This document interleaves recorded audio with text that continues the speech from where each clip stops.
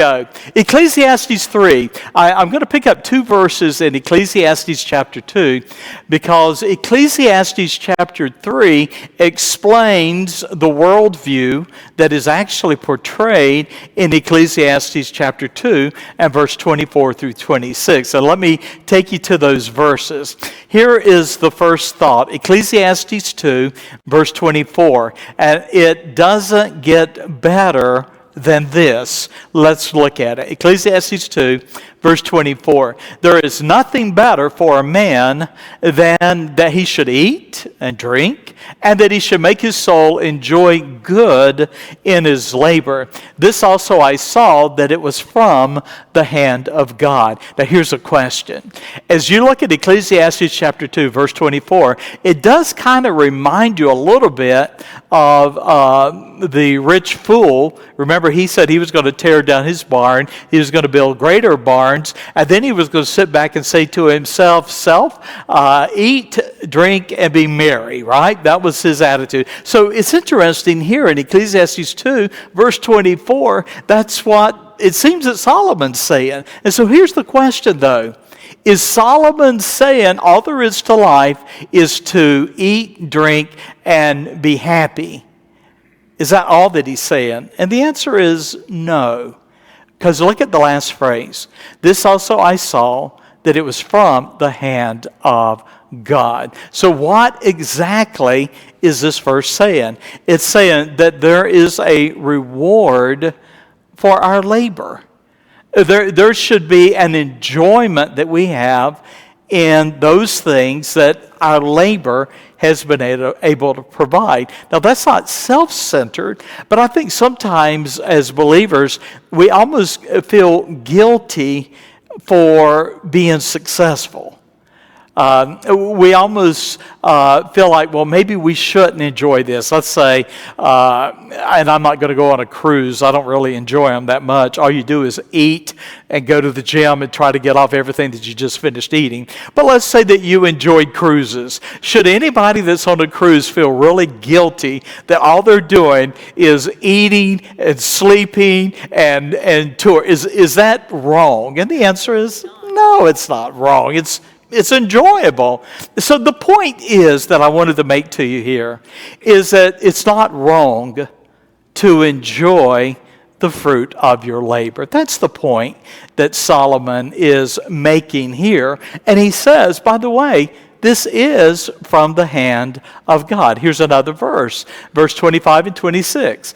God's gift then is for a man to eat, drink, and enjoy the fruit of his labor. Ecclesiastes 2, 25 and 26. For who can eat or who else can hasten hereunto more than I? Now, Solomon is speaking as a king. As a king, he is so fabulously wealthy that there is nothing that he cannot have. He can afford everything. And we continue to read verse 26. For God giveth to a man that is good in his sight wisdom and knowledge and joy. But to the sinner he giveth travail to gather and to heap up, that he may give to him that is good before God. This also is vanity and vexation of spirit. Here's the thought with that. We can live life in two ways. We can live life and enjoy the fruit of our labor, and yet be very conscious of the fact that we are stewards. On the other hand, an unsaved man, how does he live life? Well, he works hard too, and he wants to enjoy the fruit of his labor as well. But the believer, the saved man, has a hope that is eternal. The unsaved man, his riches die with him. Does that make sense? So the point of view is not enjoy the fruit of your labor, but it is the aspiration that we have. As a believer, our aspiration should be eternal, but sadly for the unsaved, theirs is terminal. It dies with them. Here's a couple of verses, then I'll move on. 1 Timothy 6 and verse 6. Godliness with contentment is great gain. Philippians 4 and verse 11 and 12, not that I speak in respect of want, for I have learned in whatsoever state I am, therewith to be content. How many people do you know that live in this world of ours that are genuinely content?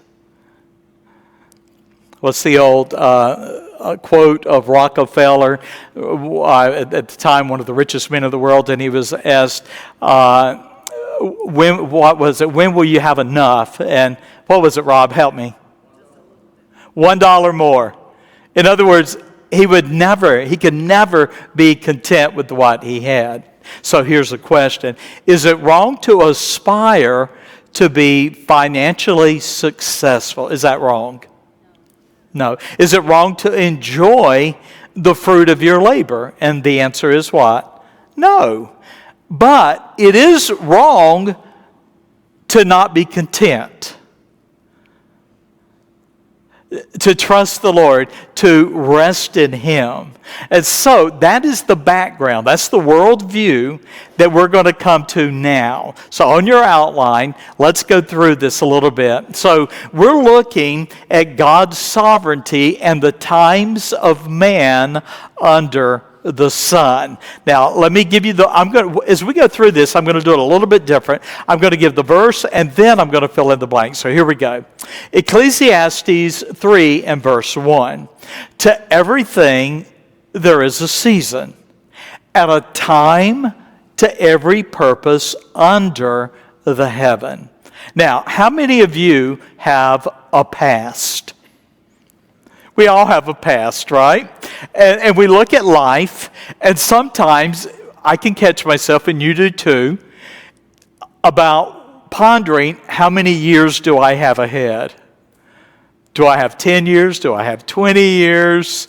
How much life do I have left? And then pondering how much life I have behind me. Now, with this here, as we look at to everything, there is a season. And there is a season for everything. There's a time when you're young. There's a time when you're old. There's a time when you're healthy. There's a time when you're ill. There's a time when you're strong. There's a time when you're weak. We go through life, and there are seasons. The point would be to not allow the past to become an anchor. Let's say whether you are, 20? 19? Almost 20, 19. I love it. When you're like 19 and I say 20 and she says almost. Now I would say to me, I'm 68. And if you said, well, you're almost 69, I don't want to hear that. No, she's okay with 20. I don't want to hear about 69. All right, moving on. All right, here's a thought that goes with this. God has a purpose for everything in your life. And then I'm going to add another thought. And God has a time for everything in your life. Now, I realize this is not Musk science this morning, right? These are obvious things. But I think if we accept them, we have reason for contentment. There's a time for everything. There's a purpose. God is sovereign. He has a purpose for everything.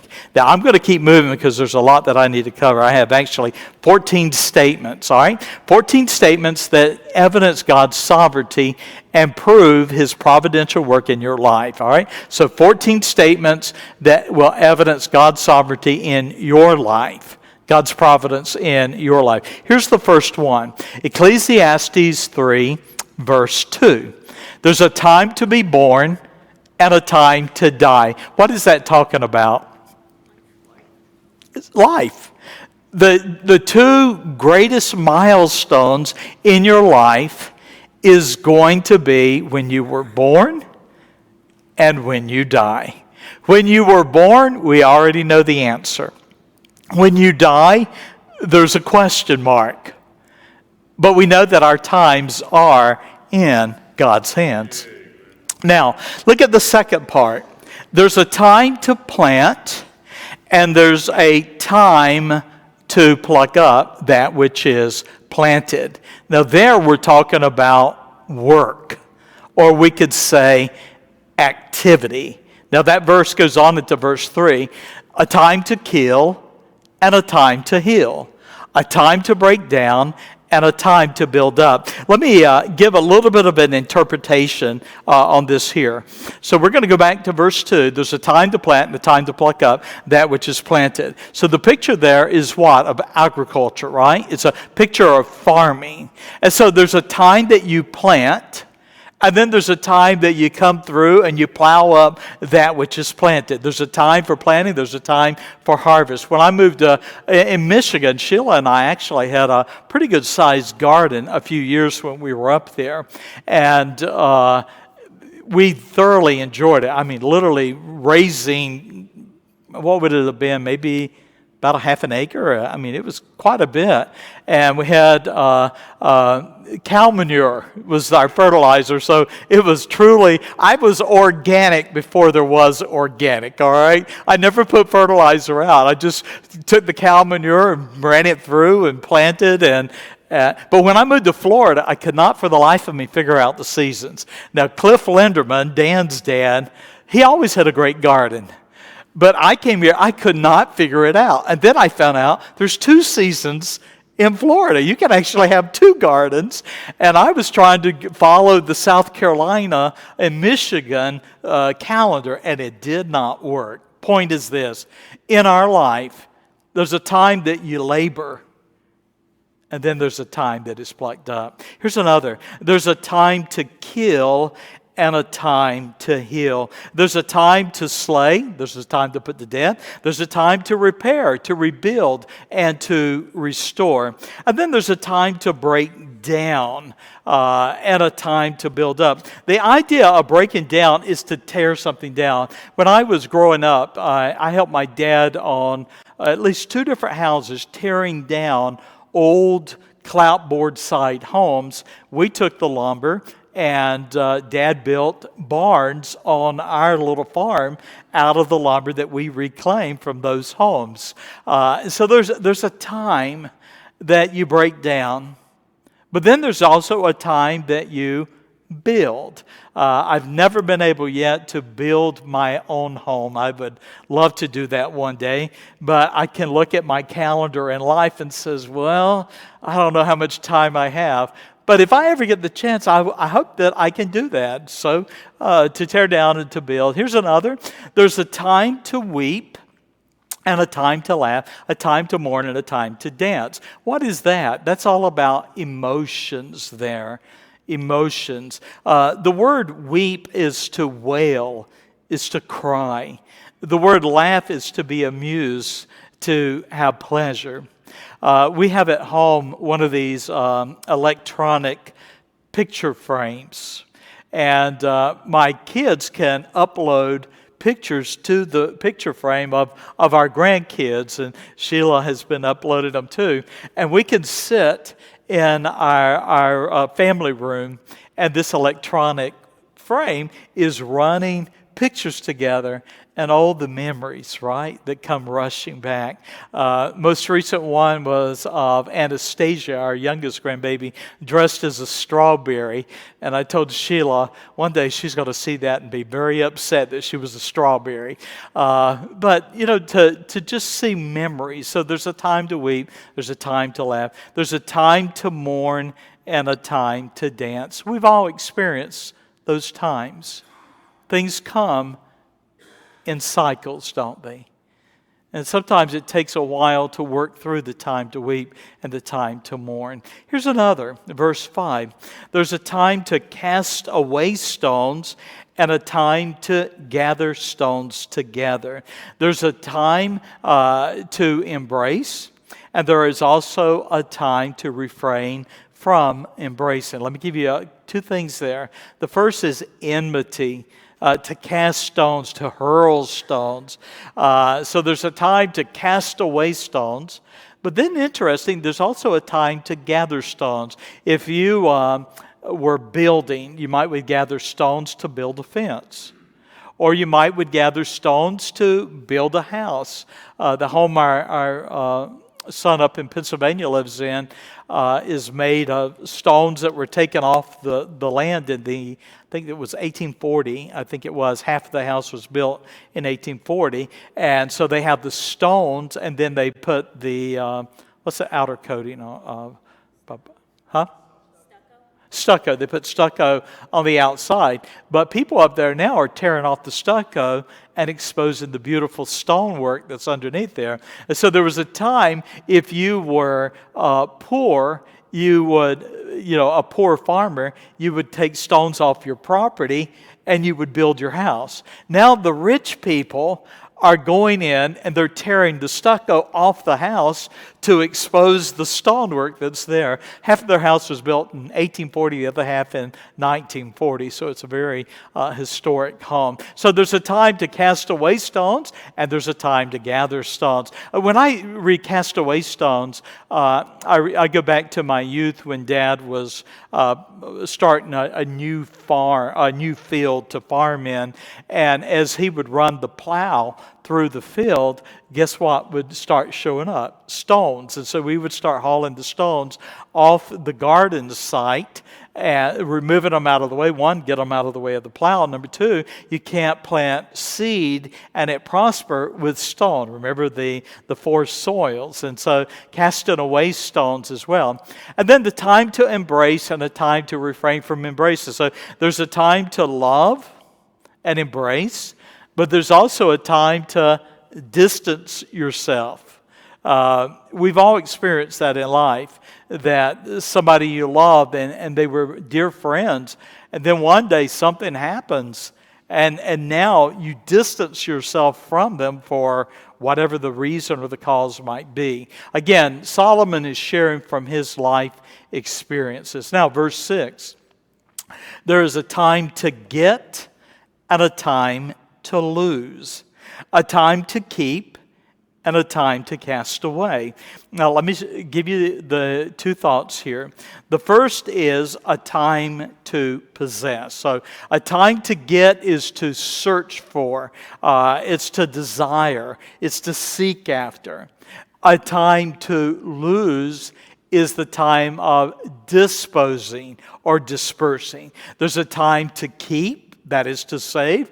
There's a time to cast away. So in verse 6, what is being talked about here? There's a time to save, and there's a time to what? To disperse. The key is to know when it's the right time.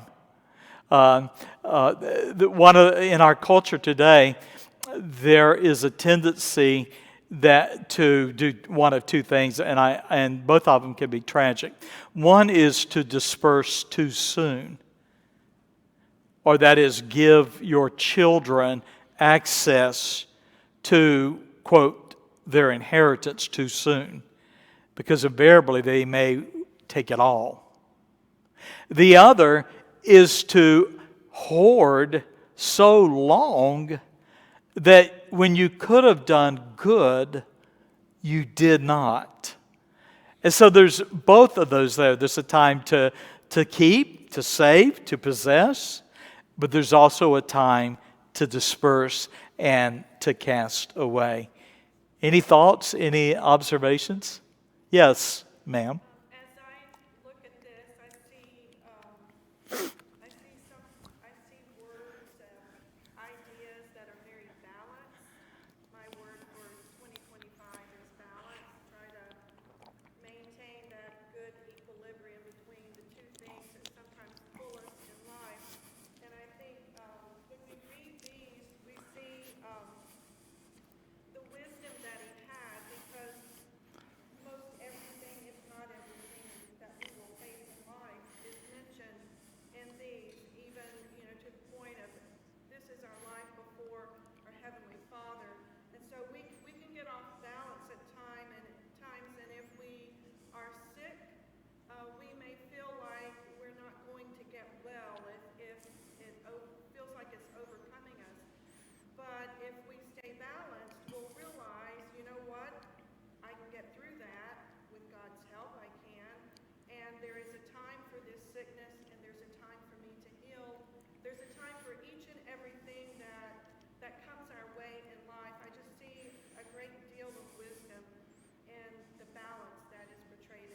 Yeah.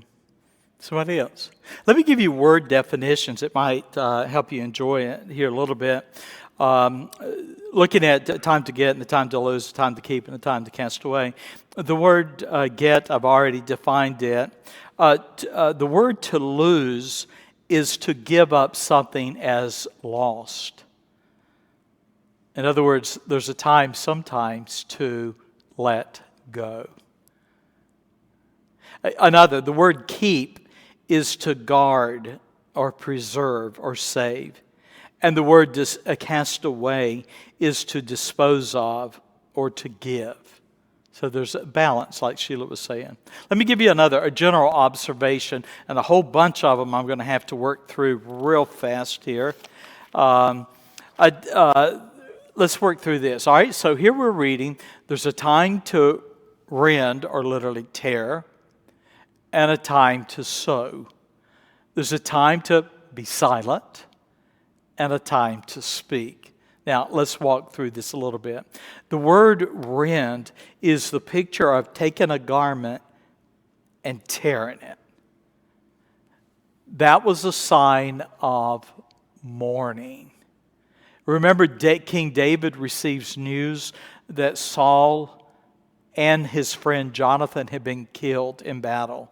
And the first thing he did was rend his robe in sorrow and grieving. The same thing was true of Job. Job receives news that his sons and daughters had been killed, and he rends his robe. So the time to rend is a time of tearing, a time of mourning. And then the word sow is to repair or to prepare. Prepare a garment for a festive occasion. Wedding would be one. You know, usually if you're going to go to the wedding, you'll go in your finest. You fully expect that the bride is going to go in her finest, right? And so there's a time to sow. And then the next part, a time to keep silence, and a time to speak. That's probably one of the most difficult things for most of us to learn. The idea of silence is not just verbal silence, but it is to be at rest or inactive. Literally, to do nothing. I like that, don't you? Most of us in our society that we live in, we really do not like silence. We like noise. We like to be busy. For instance, in this room here, this morning, in the morning service, I believe that people that come to this service will spend more time not using their phone in this hour and a half than they do the rest of the week.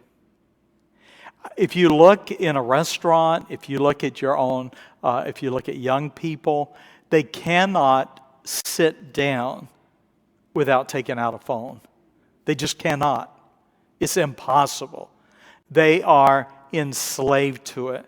The point I'm making is there's something wrong with us if we can't appreciate silence. There's a time to be silent, but there's also a time to speak. Do you look back on life and there are times that you wish you had said something? We all look back on life and there's times we wish we hadn't said something. But do you look back on life and you think, I should have said something, and I didn't? There's a time to speak. Another. So we're looking at mourning and healing. We're also looking at a discretion in communication. So there's times, mourn, to heal, and to be silent and to speak. Can I move on? All right. Here's another. Verse 8, there's a time to love and a time to hate. A time of war and a time of peace. And really two things there. The first is relationships. There's a time to love and a time to hate. I put in my notes here, there's a time to flirt And there's also a time to loathe. There's a time for falling in love, and there's a time to detest or even to be hostile. Now, we're not talking about as believers being vengeful, but there ought to be some things in life that anger us. In fact, I would suggest to you one of the great tests of who you are, your character, is what makes you happy and what makes you angry. If you can't look at our nation over the last few years and it not make you angry, or you can't look at some of the news that's coming out of Washington and not just become disturbed by it, then there's something wrong with your soul. You've been desensitized in the culture. Fourthly, national endeavors. There's a time of war and a time of peace. Right now we have a president in office who is saying, I want to be known as the president of peace. But one thing that he's doing is what Reagan did. And did you serve during the Reagan era, Jack? All right. One thing that he did was you achieve peace through might, through strength. And fortunately, we're returning to that. You cannot appease an enemy unless you're stronger than he. Same thing is true, by the way, of the invasion of the Muslim Islamic religion in the world, in Western Europe and in our own country. They come in with a militancy that as soon as they gain the majority, they will kill you. It's rooted in their religion. It's rooted in their philosophy. And you and I need to be wise and strong, knowing there is a time for war and there's a time of peace. All right?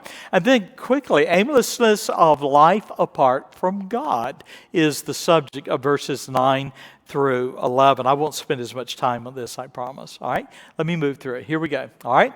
What profit hath he that worketh in that wherein he laboreth? I have seen the travail which God hath given to the sons of men to be exercised in it. Now, this is reminiscent of what we've studied in Ecclesiastes chapter 1. He says, I've worked under the sun, and what use is it? In fact, you might remember he says, I've labored all my life, and now I'm going to leave everything that I've achieved and leave it to someone who is, he writes, a stranger. By that he means someone that hasn't been invested in what he's labored for. In our room here, we have successful men and women.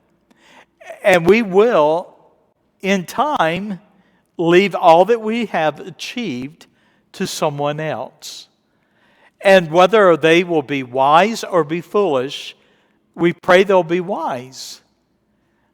But at the same time, we know that the inclination of temptation in our society is so great that even the wisest of sons and daughters can make foolish decisions. Agree? So as Solomon's writing, he's looking at the mundane, I wrote. The mundane events of our daily lives should humble and remind us that God is sovereign. So what profit hath he that worketh in that wherein he laboreth? He says, I've seen the travail which God hath given to the sons of men to be exercised in it. And I'm going to keep going with the next verse. So here we go. All right, this is the sovereignty of God, so I'm going to go ahead and fill it in for you. Ecclesiastes 3, verse 11, He, God, hath made everything beautiful in His sight, or in His time. Also He hath set the world in their heart, so that no man can find out the work that God maketh from the beginning to the end. Now, let me define a word, and the word is world, W-O-R-L-D. The literal meaning of that word is eternity. Eternity. With that in mind, let's read it again. He hath made everything, He, our Creator, has made everything beautiful in His time. Also, He has set the world or eternity in their heart, so that no man can find out the work that God maketh from the beginning to the end. In each of our hearts, there is a longing and a love of life. There is the longing in the heart of sinners that there's something more than this life and death. That's one of the reasons that there's such a use of pharmaceuticals in our culture today, because there's so much anxiety. Well, why is there so much anxiety in a culture that is the most wealthy nation that the world has ever seen? Because the culture does not find satisfaction in its achievements. Because the heart of man has sowed within it a longing for eternity. That there's something more. Let me give you another thought. Verses 12 through 14. God has placed then in a man's heart a desire for eternity and a longing he alone can satisfy. Let me walk you through it. So look at verse 12.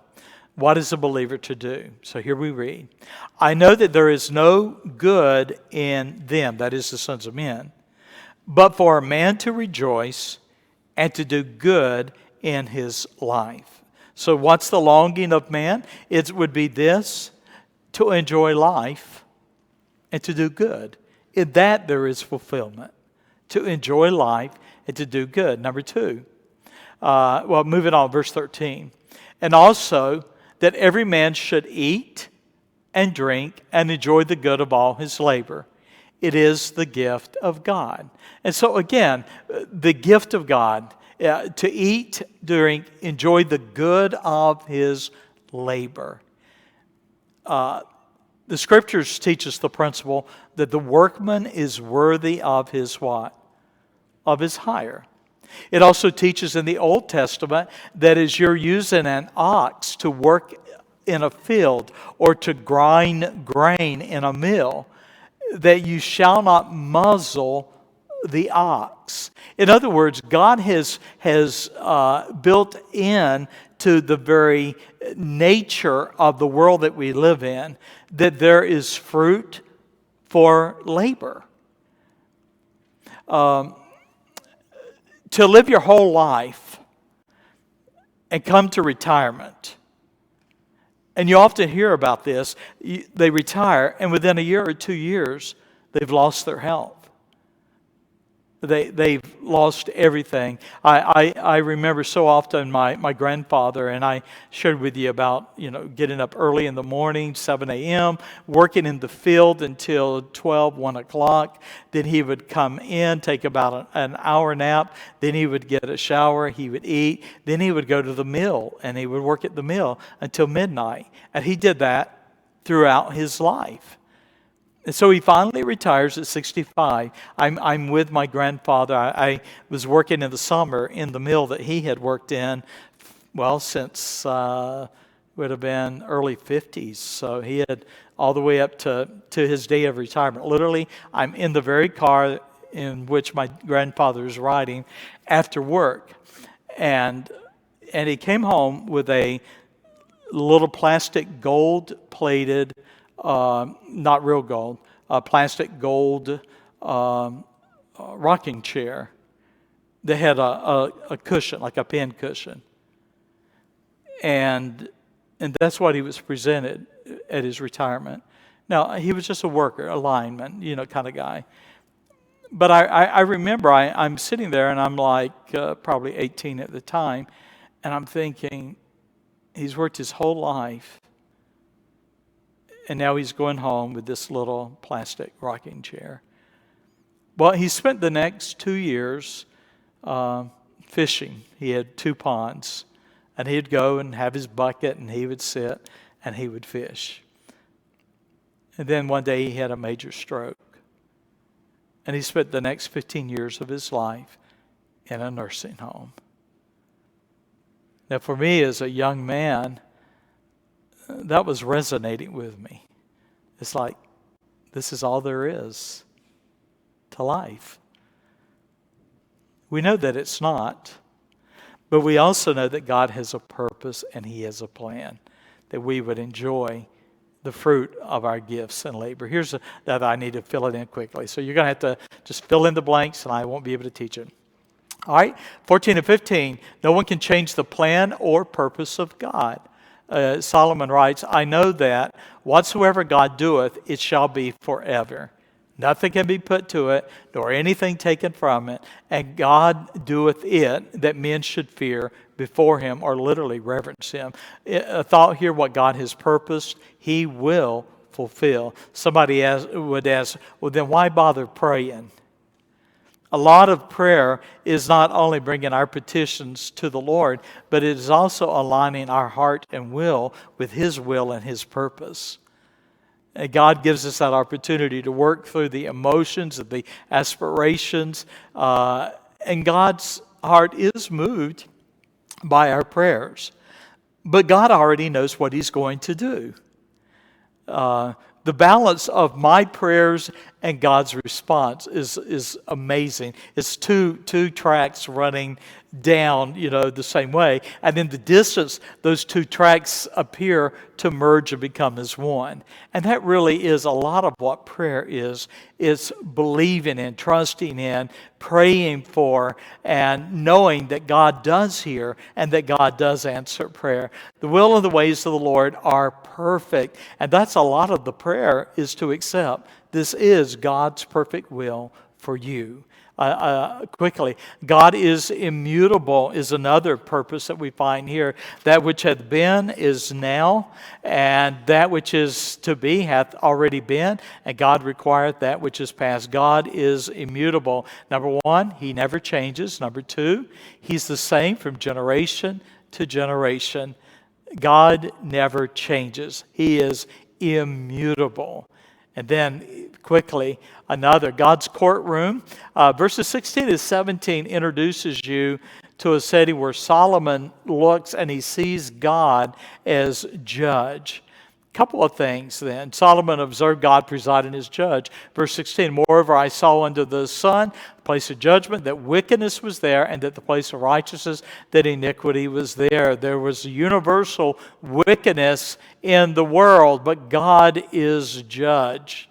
Verse 17, I said in my heart, God shall judge the righteous and the wicked, for there is a time there for every purpose and for every work. Do you ever look at life sometimes and you think life's not fair? There's a lot about life you can look at and say it's not fair. But we're interested in God's justice. And sometimes we don't live to see God's justice. I'll tell you this as I go through life, that I have learned that there's some things you just have to let go of. Give it to the Lord, knowing if enough time goes by, you may very well see justice be done. But if we don't, we'll see justice in eternity. I hear danger, danger. The destinies of men and beasts. Let me give this to you quickly. Sometimes people will ask, well, when my dog dies or my cat dies, where does their spirit go? Well, I got good news and bad news. The good news is that your spirit will go to be with the Lord. The bad news is, if you would, that the spirit of that animal will die. Here we say, I said in my heart concerning the estate of the sons of men, that God might manifest them, and they that might see that they themselves are beasts. Get this, apart from God, men are beasts. Now, there might be some ladies in here that would say, men are beasts with God, and that might be true too. But the natural, unsaved man, apart from God, is a beast. However, there's a difference about his spirit. That which befalleth the sons of men befalleth the beasts. They all die. Even one thing that befalleth them is one dieth, so dieth the other. Yea, they all have one breath, and so that a man have no preeminence above a beast, all is vanity. He says, we end up in the same place. Whether you're a man or you're a beast, you die. And I find it interesting, and all have one breath. How many breaths are you guaranteed? The one breath you're taking right now, no other breaths. All go into one place, all are of the dust, and all turn to dust again. So we all agree with that. There is a difference, though, in the spirit of man and the spirit of the beast, and I close. Who knoweth the spirit of man that goeth upward? So the spirit that God imparts eternal life to a man or a woman, and the spirit upon his death is with the Lord. Now, for believers, we're in the Lord's presence. For the unsaved, their spirit is judged and condemned. The spirit of the beast that goeth downward to the earth. So if you've ever wondered what happens to the spirit of my favorite dog, well, you've got great memories. Your dog is dead. All right? Verse 22, wherefore I perceive that there is nothing better than that a man should rejoice in his own works, for that his portion, for who shall bring him to see what shall be after him? Here's the thought. The believer's joy is in God's promises. What guarantee do you have of the future? Only what God has given you. Only what God has given you.